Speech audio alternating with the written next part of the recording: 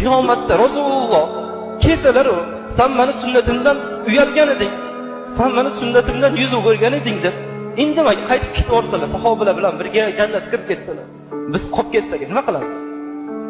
Rasululloh nima qilamiz? Rasululloh jannatga sahobalar bilan, Abu Bakrlar bilan kirib ketsalar, biz qolib ketsak qiyomat kuni.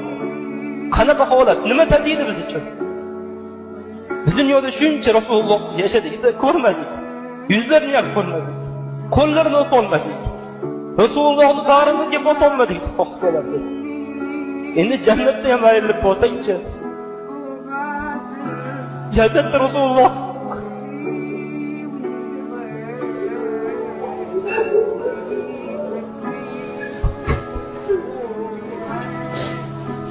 sahobalar yig'lashdilar.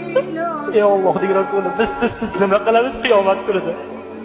Bu dunyoda sizga o'rganib qo'yamiz, sizni forlaringizga o'rganib qo'yamiz. Siz nima qilamiz deyishdi.